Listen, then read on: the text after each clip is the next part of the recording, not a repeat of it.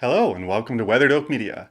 I'm Will and I hope you're all doing well out there. Thank you for joining me for episode 4 of my Capstone video series, Working Class Creator.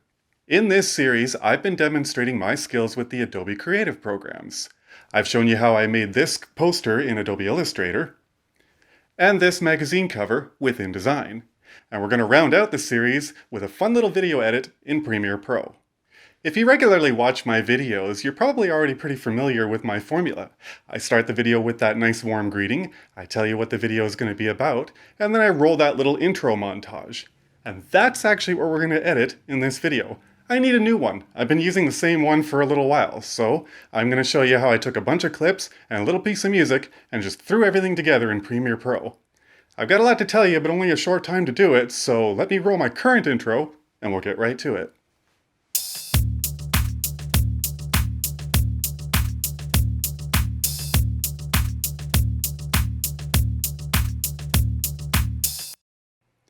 Welcome back. Once again, I'm Will. So that little montage is the one I've been using for the last few videos. I made it late last year. And I'm thinking I'd like to refresh that with some new footage, and I've also updated my music a little bit too.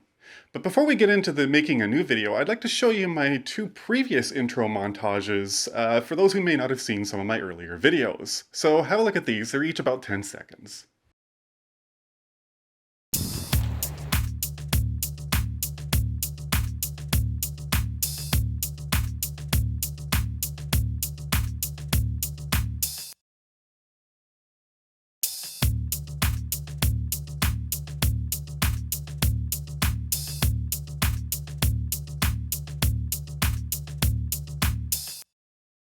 So as you can see, the formula that I use for these videos is just simply a sequence of clips that are all cut to the beat of the music. And the music is the key thing here.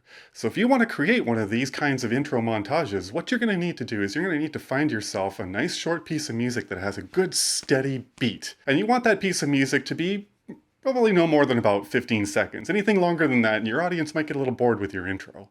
So take the time to find yourself a good piece of music, and then take the time to find yourself the right clips that you want to use. In fact, that's the part that'll probably take you the longest. So as I've said throughout my videos, plan ahead. Now, once you've gathered the clips that you want to use for this project, we can go ahead and jump into Premiere Pro. And here we are inside Premiere Pro. We're just going to not waste any time. We'll get started by hitting File, and we'll go to Import. And we'll grab all those clips, and if you were smart and you planned ahead, you've got them neatly organized in a nice file like I do here. I've even named them in sequential order, although I might not use all of them. We'll see.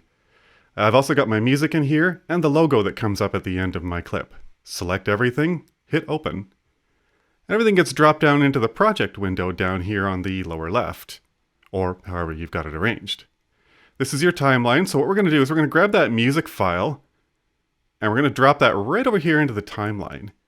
Now we've built up a new sequence. Everything you see here is now our sequence. So what we're going to want to do is we're going to click on that little symbol, right click, and go up to Rename. And we're going to want to rename it something close to the actual project name up here. Mostly for consistency so you can find the file later. There we go. All right. And you should be able to just hit enter there. Now let's go back to the timeline here and let's zoom in a little bit so that we can take a look at this piece of music. And I'll play it for you.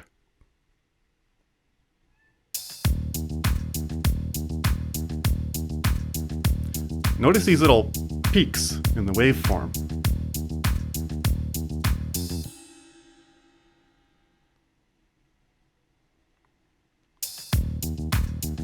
Those little peaks are right about where that snare drum hits, and they're about a second or so apart. And that's where we want the cuts of our video clips to land. So let's zoom in a little bit here, and we're going to want to move our playhead right up to about the highest point there. And we're going to want to make a mark there. So hit the letter M on your keyboard. And then just scrub ahead until you find that next loud crack. And do it again. Hit the letter M on your keyboard. And they're about a second or so apart. So just keep going down through your piece of music. It might take you a little bit of time to do this, and that's all right. I'm going to speed up the next few ones here just because I don't want this video to run on forever. But you'll see what I'm doing here is eventually I'm going to end up with roughly 8 or 9 different scenes in here. There we go. All right. So what we're going to want to do is we're going to just now start with our first clip. Now we don't want to just drag the clip right over into the timeline because it's much longer than the actual music itself. So double click on it and we bring up the source window. Now down here you can use this playhead to scrub back and forth to find just the right clip that you want to use. You can also use your arrow keys to fine tune it here. And I kind of want that nod of my head in the coffee cup. I'm saying hello here, and I want that to be the first clip.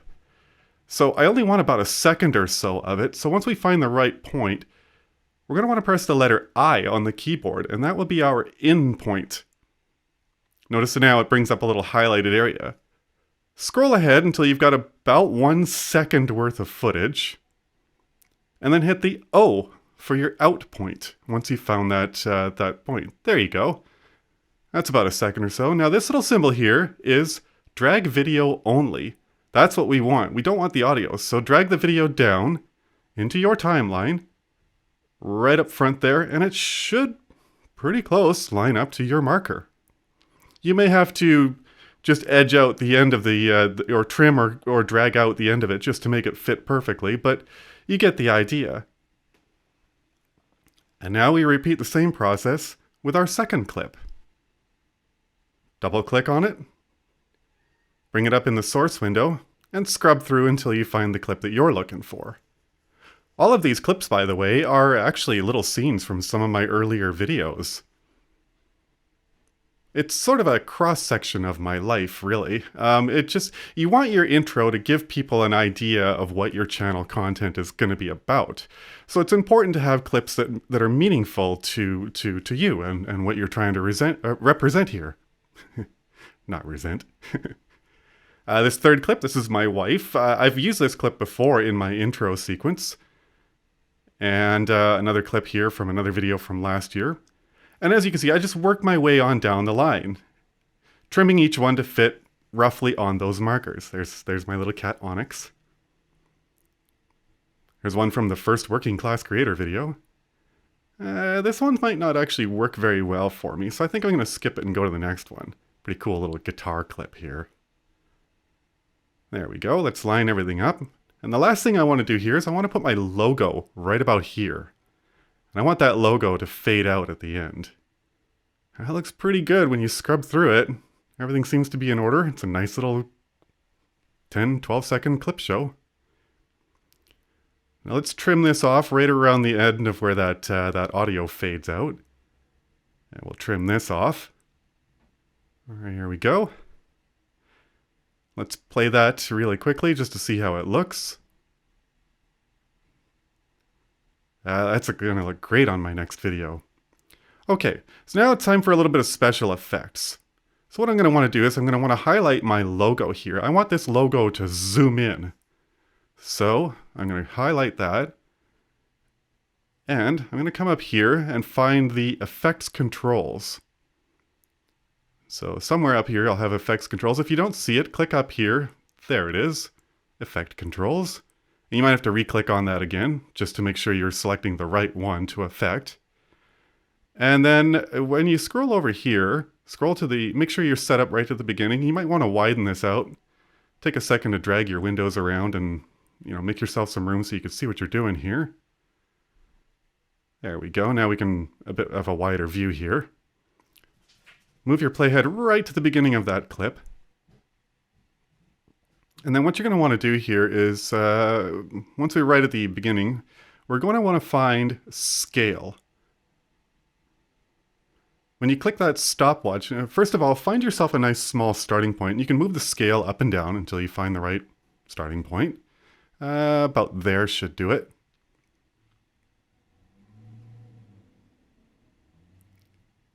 Fine tune it a little bit. It's totally up to you what you want to do. Then hit that little stopwatch and you'll notice it makes what we call a little keyframe there. That little diamond icon there, that's a keyframe. That's our starting point. That's going to tell it that, oh, we're going to do something here. So now I want to run the playhead all the way to the very, very near to the very end. Don't go quite off, but right up to the very, very end. And then we're going to want to come up here and we're going to want to scale that up. And I've got the safe margins turned on here. And I want to scale that right up to about there. And again, just fine tune it a little bit. So now when you play that back, what's going to happen here, there's your keyframe. And what's going to happen is when it plays and it cuts out to the last one, a little zoom in.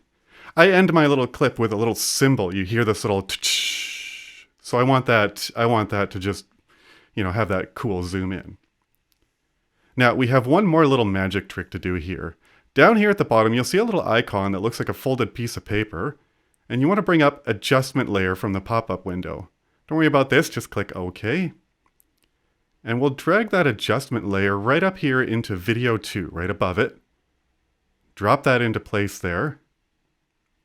Let's zoom out so we can see the whole thing, and drag that all the way to the very end until just before the Weathered Oak Media logo. And now we're going to look for effects. There it is. And what we want is the crop. Now, we can look for it in the files, but it's easier just to search crop. And drag the crop onto the effect layer. Then up here in Effect Controls, crop is highlighted there. And what we want to do is we want that crop to kind of squish in from the beginning. So we'll start with activating a keyframe here and a bottom keyframe. And we'll move the timeline ahead to that first marker, that first beat, right about there. And then we'll adjust the percentage on the top to 9% and the bottom to 9%. So now when that fades in, you'll get that nice little sort of gradual squish on that first clip. It's just kind of a cool little trick that I like for my intro. That looks great. So now it's, of course, time to save our work. Save. And we're ready for export. But first, it's a good idea to do a project manager. What this does is it consolidates everything into one master file so that in case you have to work on this project on another device, you've got everything there. All your clips and everything are all in place. Figure out where you want to save that, and then just hit OK. It'll take a second to do its thing, and there you go. So basically, you've just made yourself a backup. Now we're ready for export. So we're just going to hit Export Media. And there's not really much we need to change here, although I probably will change. I'm going to leave that at H264, but I am going to change this to HD 1080. Just a good standard, safe format that works on, that's pretty common settings. And you can't quite see it because I've cut it off here a little bit, but down at the bottom you're going to have OK and Export. Oh yeah, by the way, make sure you know where that's going to save too. That's very important. And Export. And then it just takes a few minutes to do its thing. Oh, this is actually pretty quick because it's only a 12-second clip.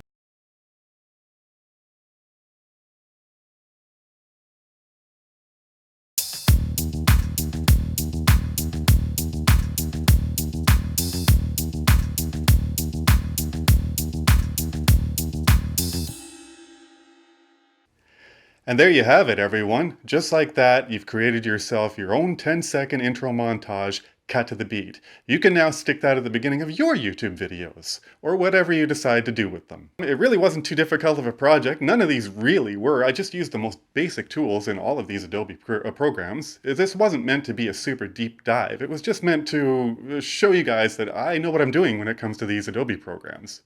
At least I hope I showed you guys that.